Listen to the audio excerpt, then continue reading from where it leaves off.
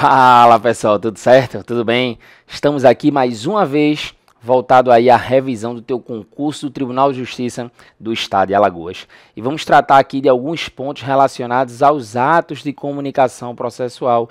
Mais precisamente, acompanha aí as citações, intimações e notificações, trazendo questões aí que a tua banca FGV trabalha.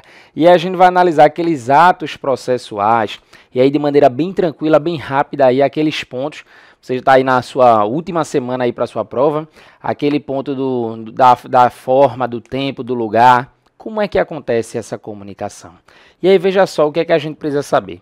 Inicialmente lembra que o ato da citação é o ato mais importante, é um ato de comunicação, e quando a gente estuda as comunicações dos atos processuais, a gente tem citação, intimação, notificação. Veja que pelo código não há uma diferença grande. Na realidade, o código não traz diferença entre intimação e notificação, e aí esse ponto fica a cargo da doutrina. Veja que para a tua banca, aí para a própria FGV, se espera algo bem literal, mas claro, você tem que entender e compreender como é que funciona. E aí observa o detalhe. Quando a gente fala, por exemplo, da citação, você tem que lembrar que é o meio de comunicação mais importante. E aí qual é o detalhe? É por intermédio da citação que o acusado toma ciência de que houve o recebimento de uma denúncia ou queixa em face da sua pessoa. Porque uma coisa é verdade, não é porque uma pessoa praticou um crime que automaticamente ela é processada. Não é porque João matou Maria que automaticamente João vai ser condenado, não é assim. Ele precisa ser processado, julgado, para que no futuro venha uma sentença, seja ela condenatória, seja ela absolutória. O grande ponto é esse, é porque do momento da prática do crime até uma possível sentença, muita coisa pode acontecer, inclusive nada. Júlio, por que nada? Nada processualmente falando. Porque veja que a partir do momento que João mata Maria, surge para o Estado o direito de punir. O Estado ele é o detentor do que a gente chama de ius puniendi, jus puniendi, do direito de punir. Observa o detalhe. Quando João mata Maria e esse direito que o Estado tem de punir João, ele sai do mundo abstrato e vem para o mundo concreto, e aí eu digo isso porque o Código já traz uma pena para uma pessoa que mata. Lembra lá, artigo 121, matar alguém. Isso, claro, sem considerar uma legítima defesa, por exemplo, sem considerar uma causa de excludente da ilicitude. E aí qual é o ponto que você vai ter que observar? Uma pessoa praticou um crime, esta pessoa, em regra, vai ser processada, vai ser julgada, só que ela precisa ter ciência, ela precisa conhecer, ela precisa ter conhecimento da comunicação desses atos, ela precisa, melhor dizendo, ter conhecimento deste processo, e para isso eu vou ter que comunicar. E o grande ponto é como é que se comunica esses sujeitos. Como é que eu vou comunicar o acusado sobre o recebimento de uma denúncia em caso de ação penal pública, sobre o recebimento de uma queixa em caso de ação penal de iniciativa privada? Você vai comunicar através do ato de comunicação que a gente chama de citação. A citação ela tem por finalidade, então, informar para o acusado sobre o recebimento de uma denúncia ou queixa, ou seja, informar para o acusado que foi recebida uma denúncia ou uma queixa em face da sua pessoa e, ao mesmo tempo, informá-lo que ele tem um prazo para se defender. Lembrando que este prazo que ele tem para se defender é um prazo de 10 dias, regra geral, o Código de Processo Penal. Está lá no artigo 396 do Código de Processo. Olha o detalhe, no Código de Processo Penal, quando o acusado ele é citado, ele tem um direito ali de apresentar uma resposta à acusação. E esta resposta à acusação, lembra, ela será apresentada no prazo de 10 dias. Por que eu estou te alertando disso? Porque lá no processo civil, diferentemente do processo penal, em regra, claro, se não for situação daquela audiência lá do novo CPC, você tem lá uma contestação, que é a regra, lá no prazo de 15 dias. Aqui no processo penal o prazo é de 10 dias. Então lembra de um detalhe. Se você pensar, por exemplo, e aí imagina aqui na tela, se você pensa, por exemplo, na citação do acusado, imagina aqui como o caminho de um processo. Eu tenho aqui o recebimento e aí esse recebimento da peça acusatória, da denúncia ou queixa, e aí o primeiro ato processual será o ato da citação. E aí, claro, você pergunta, Júlio, como se dá essa citação? E aí a citação a gente tem de várias formas. Em regra, a citação ela é pessoal, mas eu tenho a citação ficta ou presumida. Regra geral, ela é pessoal e por mandado. Mas vamos ver aqui ao longo das questões que eu tenho citação pessoal, né, por mandado, por precatória, carta rogatória, né? A gente tem que analisar o caso concreto. Mas o ponto é, o acusado ele é citado, observa, para apresentar o que a gente chama de resposta, uma resposta à acusação. Uma resposta à acusação num prazo de 10 dias. No prazo de 10 dias. E aí você diz, Júlio, eu tenho que saber contar esse prazo perfeitamente. O prazo é de 10 dias, mas ele começa a contar do momento em que fizemos a citação, do momento em que o oficial de justiça foi até a casa do acusado proceder com a citação de forma pessoal, ou lembra que esse oficial de justiça ele vai retornar e esse mandado de citação ele será juntado aos autos. Então observa, o prazo de 10 dias começa a contar da efetiva comunicação ou da juntada do mandado aos autos. Você vai lembrar, na prova de processo penal, você vai marcar que o prazo ele começa da efetiva comunicação. Existe uma súmula 710 do Supremo Tribunal Federal, que diz que no processo penal contam-se os prazos da efetiva comunicação. Ele coloca lá da intimação, mas vale também para a citação. Conta-se da intimação e não da juntada do mandado aos autos, do mandado, da carta precatória ou da carta de ordem. Tranquilo, então? Então, o primeiro ponto que eu quero que tu observe é justamente esse. É que o nosso prazo é de 10 dias e contar-se-á da efetiva comunicação. Aí vejam só, a gente tem pontos, por exemplo, se o acusado, lembra que tua prova está chegando, se o acusado ele está em local sabido, eu sei onde ele está, eu vou proceder com a citação por mandado lá no seu determinado endereço. Júlio, eu não sei do paradeiro daquele acusado, aí é uma situação de citação ficta, em regra lá a citação por edital, mas olha o detalhe, o camarada vai ser citado pessoalmente, por mandado, regra geral, o próprio artigo 351 do Código de Processo, e aí lembra desse ponto, ele vai dizer assim, a citação inicial far-se-á por mandado, quando o réu estiver no território sujeito à jurisdição do juiz, que a houver ordenado. Então, se eu determinei a citação, e eu sou juiz aqui, né, de uma determinada comarca aí no estado de Alagoas, de uma determinada comarca no estado do Recife, no estado de Pernambuco, melhor dizendo, aqui em Recife, no estado de Pernambuco, veja, está na minha comarca, eu vou proceder com a citação de forma pessoal através de um mandado. Júlio, mas o camarada, imagino que eu sou aqui de Pernambuco, na comarca do Recife, e aí eu vou proceder com a citação de um camarada que está na Paraíba, que está em João Pessoa, imagina. Veja que eu tenho que proceder com a carta precatória.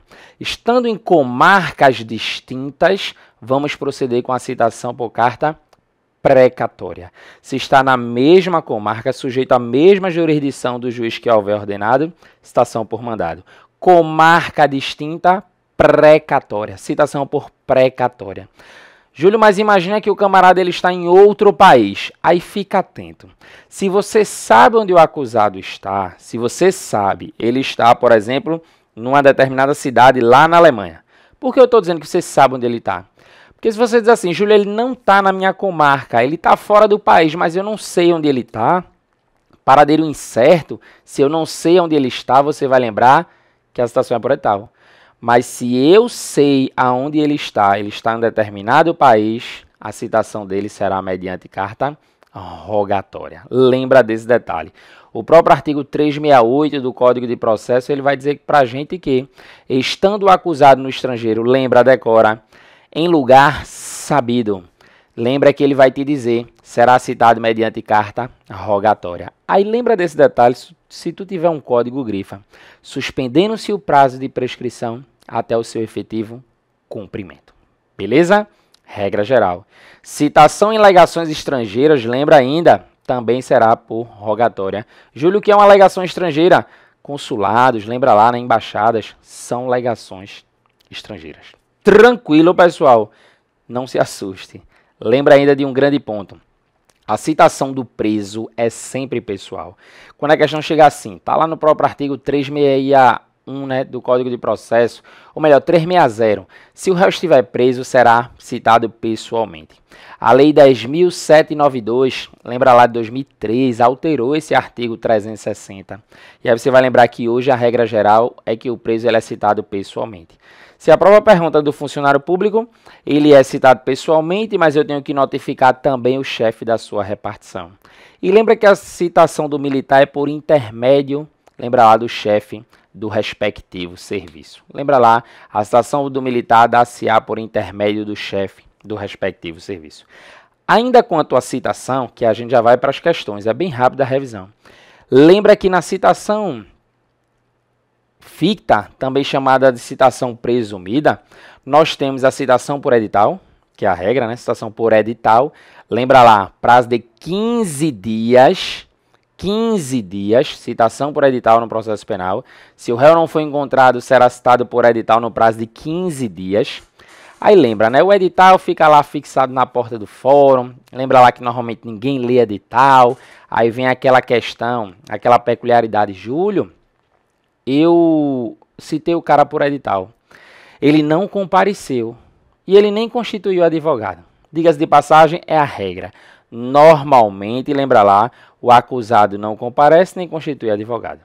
O artigo 366 ele vai dizer para tu que se o acusado citado por edital não comparecer nem constituir advogado, ficarão suspensos o processo e o curso do prazo prescricional, podendo o juiz determinar a produção de provas consideradas urgentes, a produção antecipada das provas consideradas urgentes, e, se for o caso, decretar a prisão preventiva nos termos do artigo 312. Tranquilo? Então fica ligado.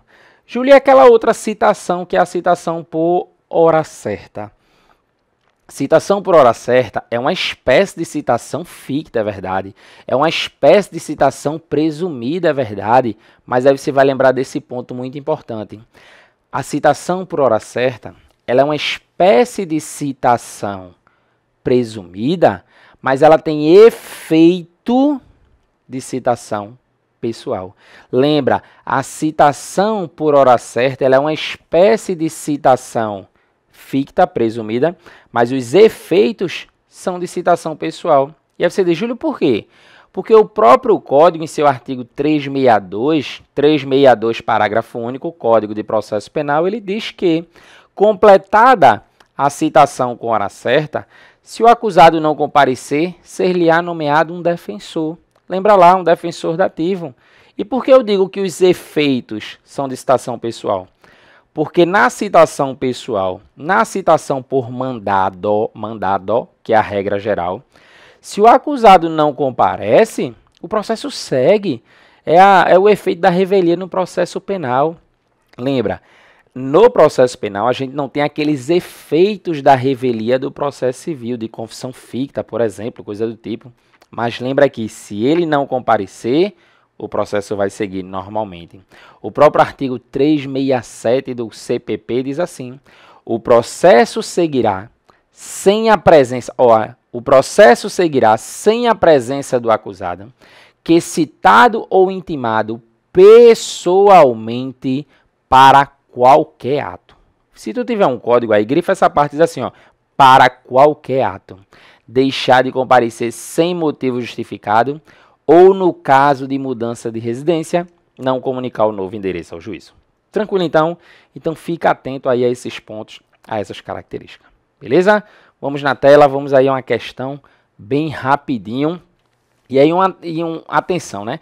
Algumas pessoas aí mandando mensagem, fazendo aí um comparativo, dizendo que em alguns momentos eu pareço o professor lá de La Casa de Papel. Fui assistir, vejo, o camarada ensina você a praticar, né, um roubo a banco, né, uma criminalidade altíssima. Mas aí, veja, muito obrigado aí pela lembrança. Não esquece de nos seguir lá no Instagram, no @prof. Júlio César Matos. Lembra que o César é com Z. E bora para a questão, deixa de enrolar. Vê só, o princípio da ampla defesa, previsto constitucionalmente, impõe que o acusado seja cientificado do início do processo e de todo o seu desenvolvimento. A ciência da ação penal proposta é realizada através da citação, verdade. Quando o denunciado toma conhecimento da imputação delitiva. Sobre o Instituto, é correto afirmar que... Percebe então que a questão ela trouxe alguns pontos, né? Um resumozinho aí de citação, e aí quer que tu marque uma alternativa correta aí de forma aleatória. Qual o detalhe que tem que observar? De fato, a citação ela tem esse viés, ela tem esse condão, ela tem esse objetivo. Informar para o acusado sobre o recebimento de uma denúncia ou uma queixa em face da sua pessoa, trazendo claro qual é a imputação. Olhe, o Ministério Público ofereceu uma denúncia e o juiz recebeu. Tá aqui, ó, pá! Você vai lá e faz a citação e informa ele que ele tem um prazo para se defender. Aí vamos lá. Letra A diz: quando o réu estiver em local conhecido, mas fora da unidade da federação do juiz processante, será citado por edital. Falso, né? Porque, veja, para ele ser citado por edital, ele não pode estar em local conhecido. Local conhecido e fora da unidade da federação do juiz, veja que na realidade seria uma carta precatória. Letra B.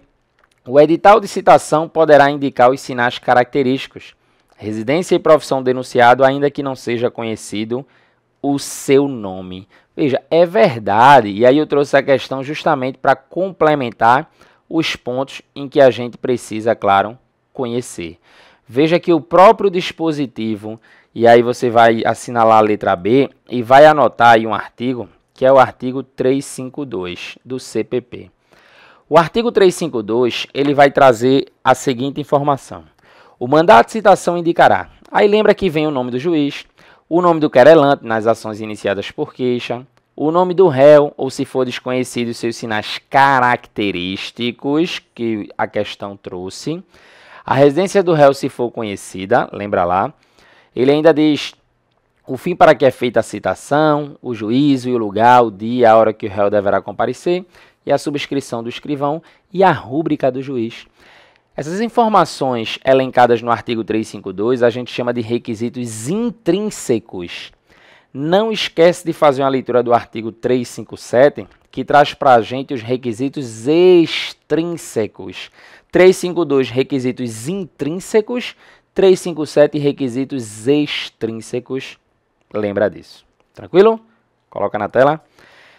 Estando o réu em local incerto e não sabido, deverá ser realizada a citação com hora certa. Errado. Vê só um detalhe.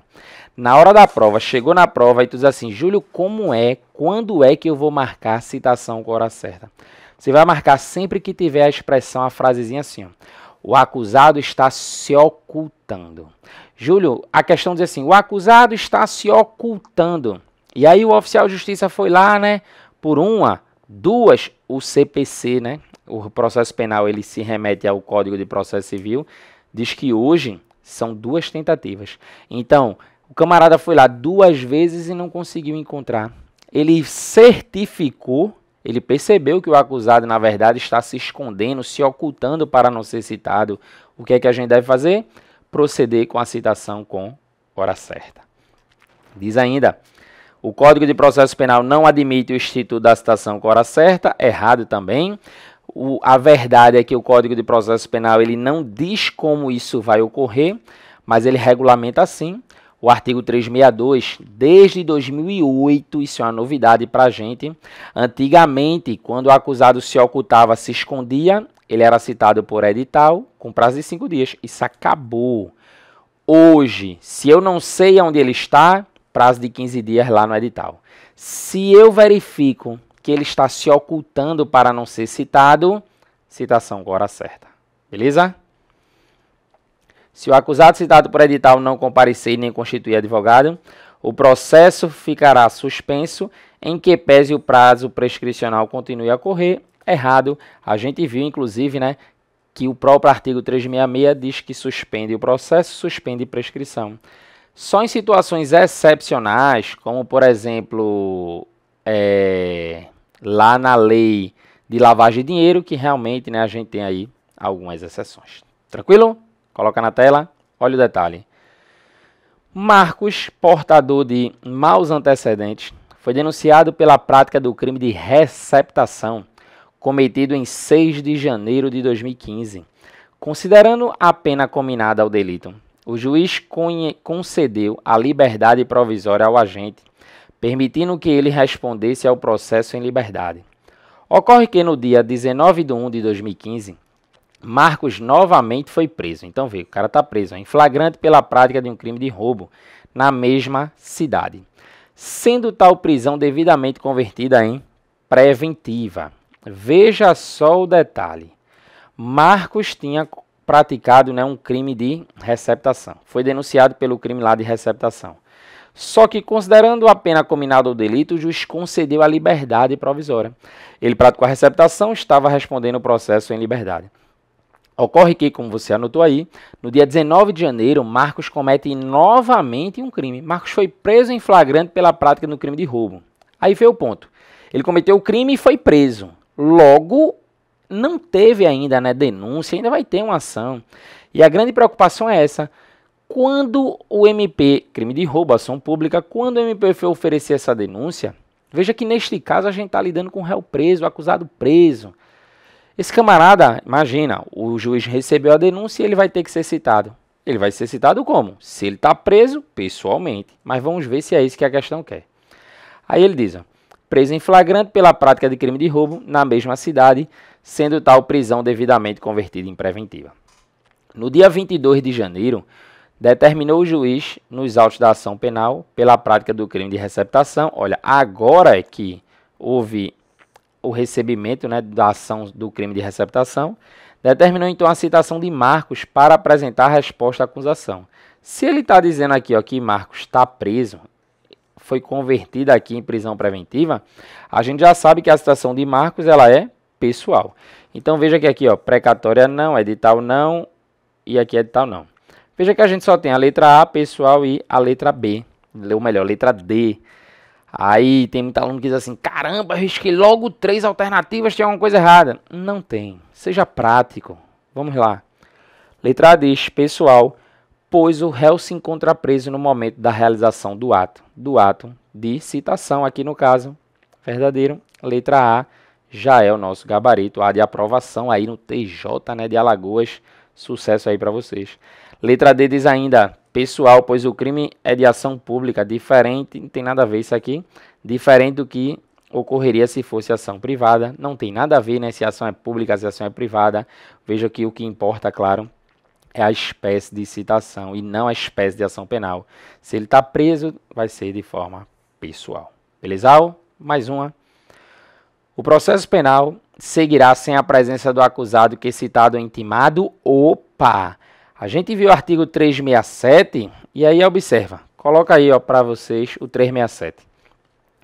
O processo seguirá sem a presença do acusado que, citado ou intimado, pessoalmente, queria que tu grifasse isso, pessoalmente para qualquer ato. Por que eu estou dizendo isso? Porque às vezes aparece assim, para o ato inicial, para o ato final, para... Não, é para qualquer ato. Para qualquer ato.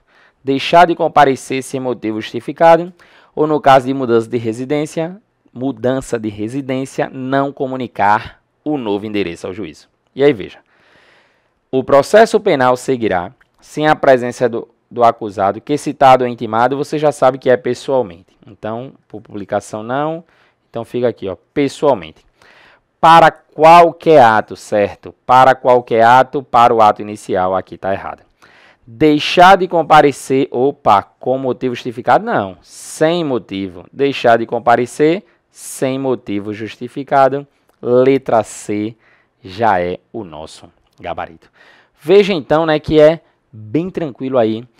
FGV, né, trabalhando aí a questão aí, veja que foi do TJ da Bahia, cobrou aí a literalidade, né, vamos dizer assim, o texto de lei foi copiado e colado aí pra gente. Tranquilo então? Vamos para mais uma, coloca na tela. Questão aí da FGV também, ela diz, a comunicação processual poderá ser efetuada por meio de diferentes atos, a depender de sua finalidade. Um desses atos é a citação. Veja, ele fala aqui a depender da sua finalidade, porque a gente tem citação, notificação e intimação. Sobre o tema, é correto afirmar que, letra A diz, a citação é causa interruptiva da prescrição. Pessoal, cuidado com essa alternativa. Muita gente na época errou essa questão pensando assim, Júlio, mas não é a citação? Veja, cuidado. Para responder essa questão, na verdade, você precisaria de um conhecimento lá da parte material. Leia-se lá do direito penal, direito material. E pensando nisso, eu trouxe aqui o artigo dispositivo para você poder lembrar e para você ficar atento aos pontos. Observa. O artigo artigo 117, e aí veja que isso aqui é do Código Penal, ele traz as causas interruptivas da prescrição. Ele diz que o curso da prescrição interrompe-se, aí ele diz assim, ó, pelo recebimento da denúncia ou queixa, pela pronúncia, pela decisão confirmatória da pronúncia, pela publicação da sentença ou acordo condenatório recorríveis, pelo início ou continuação do cumprimento da pena, pela reincidência. Em momento nenhum, ele falou de que a citação interrompe a prescrição. Falso. Lembra desta frase que eu vou te dizer agora. Lembra desta frase. O processo, ele completa a sua formação com a citação do acusado. Lembra disso. O processo terá completado a sua formação quando realizada a citação do acusado. Lembra lá do artigo 363. Letra B diz assim. Estando o réu fora do território da jurisdição do juiz processante, caberá sua citação através de correio eletrônico. Falso. Se ele está fora do território da jurisdição do juiz, veja lá a regra, citação por precatória. Um ponto e uma observação.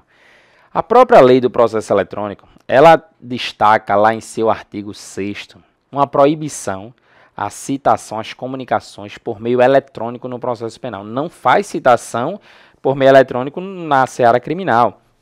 Veja que intimação, coisa do tipo, dependendo do caso, é possível. Mas veja, quando a gente está falando de casos de citação, não cabe citação por meios eletrônicos no processo penal. Não cabe citação por AR no processo penal. Intimação é outra coisa, mas eu estou falando de citação. Enquanto lá no processo civil, com todo respeito, claro, uma bagunça, né? AR, correio, aqui não. Aqui a citação ela é pessoal, é por mandado por oficial de justiça. O mandado de citação deverá conter necessariamente o nome completo do réu, bem como sua qualificação. É por isso que eu pedi para tu ver os requisitos, e aí requisitos intrínsecos no artigo 352, e ele não fala isso, ele vai dizer que o nome do réu, ou se for desconhecido, seus sinais característicos, nem sempre, né, sabemos o nome, e não deixa de ler os requisitos extrínsecos do artigo 357, já que tua prova está bem pertinho. Letra D, o réu com endereço certo no estrangeiro será citado por precatória. Opa, o réu com endereço certo. Por isso que eu disse, ó, se ele estiver só no estrangeiro, não sei onde ele está, eu tenho que ter cuidado, porque será edital. Mas se ele está com o endereço certo no estrangeiro, é rogatória, citação por rogatória. Lembra, o artigo 368 vai dizer para a gente que, estando o acusado no estrangeiro, em lugar sabido, será citado mediante carta rogatória. Artigo 368, citação por carta rogatória, lembrando que suspende o prazo, o curso do prazo de prescrição até o seu cumprimento. E sobrou aí a letra E, que diz assim para a gente, não é nula a citação por edital que indica o dispositivo da lei penal, embora não transcreva a denúncia. É verdade. Aí você diz, Júlio, também, né, só sobrou essa, mas na verdade isso é uma cópia, observa, da súmula 366 do Supremo Tribunal Federal. Não é nula a citação por edital que indica o dispositivo da lei penal, embora não transcreva a denúncia ou queixa ou não resuma os fatos que se baseia. Então, observa que nada mais, nada menos do que a letra E copiou a súmula 366, e aí você sabe que é do Supremo Tribunal Federal. Beleza? Vamos aqui, né, colocar mais uma para a gente poder encerrar essa nossa revisão. Bruno foi preso em flagrante pela prática do crime de extorsão mediante sequestro. Com a prisão em flagrante convertida em preventiva, ficou o réu preso durante toda a instrução, situação que permanece. Então essa parte é importante para a gente saber que ele está preso. A complexidade do caso fez com que o magistrado abrisse prazo para o Ministério Público e a Defensoria Pública apresentassem suas alegações finais escritas, sendo a sentença proferida posteriormente. Beleza. Da decisão deverão, aí presta atenção já numa coisa, ninguém vai ser citado aqui. Aqui a gente vai ter comunicações, vai ser intimado, né, já que é uma decisão.